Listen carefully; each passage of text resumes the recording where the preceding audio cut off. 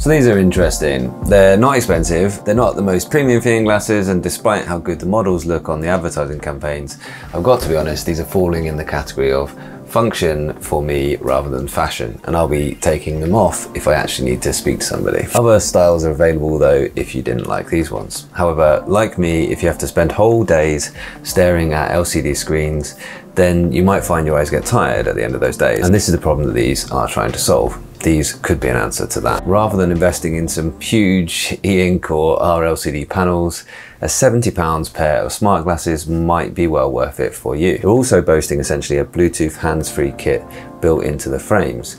And it's very easy to pair, just like all Bluetooth devices. It does have a good battery life. They're saying about 4 hours of listening time and 2 days of standby time. It uses a smartwatch type connector to charge. The reason why it doesn't fit perfectly into my use case would be that I rarely wear contact lenses when I'm at home on my own desk working, unless I'm needing to do a meeting or unless I'm needing to film a video. And these ROKiT glasses, as far as I can tell, they don't come with prescription lenses, and I think that's something that ROKiT ought to look at adding in the future. It doesn't seem to be an option to put them in, and this could be a real benefit to people, because if you struggle with your eyesight, you're probably at a certain age and you probably need to wear corrective lenses in any case. So of course you wouldn't wear them over the top of an ordinary pair of glasses. However, I do wear my contact lenses if I know I've got to be in a meeting that day, so I know I'm going to be on a Zoom meeting, or as I said, if I'm doing some video recording.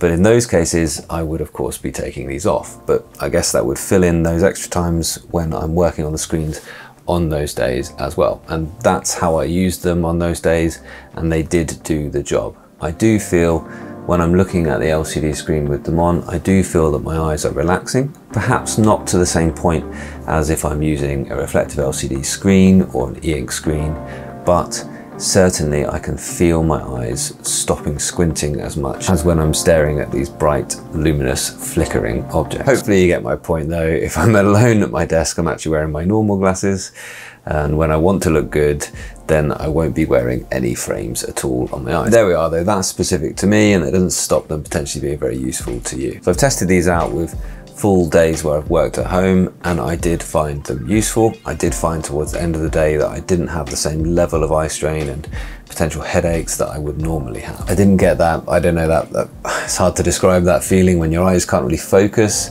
for long periods of time anymore, when you're blinking more often, perhaps your eyes are watering a little bit, and you feel the beginnings of those headaches. I didn't really get that feeling. So that was quite good. Now also, when I'm working in my study, it's quite nice to have the volume quite high, especially when I'm doing some video editing. That of course is noise for my children and my family who can sometimes hear when the volume's up on these speakers. So that's quite a nice thing to be able to have sound close to your ears without having to wear over-ear or in-ear headphones. And of course, if you're in meetings, then you avoid the potential for having reverb with your speakers going into your own microphone, and that's where that reverberating sound comes when the software's not doing a very good job of cancelling that. Yes, they advertised about 48 hours of standby time and about 4 hours of listening, and yeah, I can say that's roughly what I got. Here's an example of the microphone quality. Ignore the absolutely terrible quality of the camera. This is just a 720p webcam in my laptop.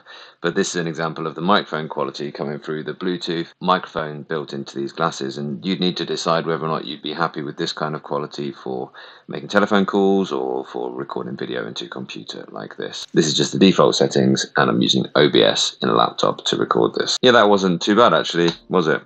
So that's pretty good news. These do also come with a very nice box, which has sort of two sides to it. It comes with a nice cleaning cloth, has a side for the glasses and a side for your accessories like your charger. And it also comes with a pair of sunglasses lenses. And these are actually polarizing lenses as well. So that's really good for driving. And I looked on the video, how do you change these? And it seems to be just as simple as you pull on the bottom here. It seems absolutely mad that this is the way they say to do it. Maybe I need to watch that video again.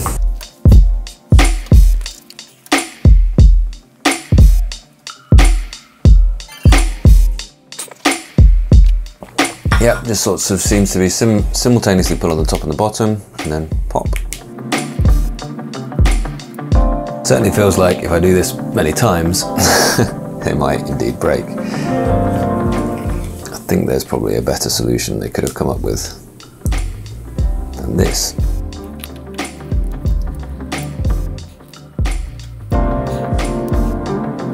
also now, of course, totally smudged all over these. Do they pop out the front or the back? And they pop out the front. Okay.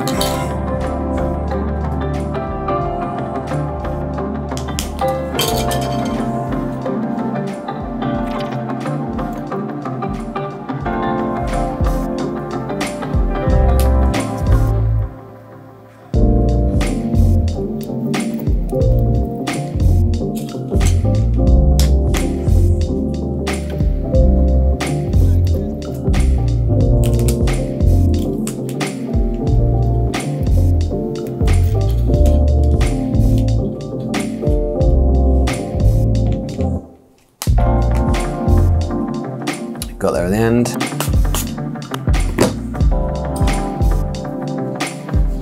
I can't help but wonder whether they're going to stand up to regular replacement though, we'll see. And they're polarized, which if you're not sure what that means, it means that it's particularly hard to read this teleprompter. But if you haven't tried polarized sunglasses for driving, then you ought to try them. They reduce glare off other cars in front, they reduce glare off wet roads. Let's just go and test these out and about.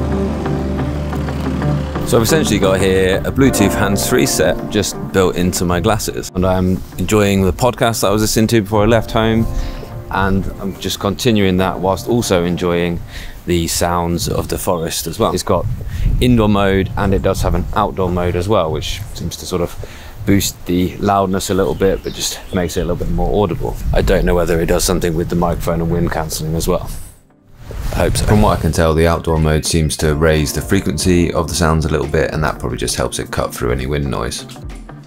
I know for driving, most cars now come with hands-free sets built in them, but perhaps you're a driver and you want to be able to have a conversation or listen to something that your passengers don't have to listen to. It could be a good use case there. Maybe you need to have a phone call, but you don't particularly think it's appropriate for everyone else in the car to be listening in on that. These aren't conductive headphones, and I think that perhaps ROKiT should look into that, because their core market is probably people slightly older who might be hard of vision, so include prescription lenses, and maybe hard of hearing, and conductive headphones work really well to allow people to have that amplified sound, but also to interact with the people around them. And in these frames, of course, it could still be using the microphone to actually act like a hearing aid and help people out with the hearing trouble. And because they don't sit in your ear, you aren't going to get that soreness that you might get from headphones or a hearing aid.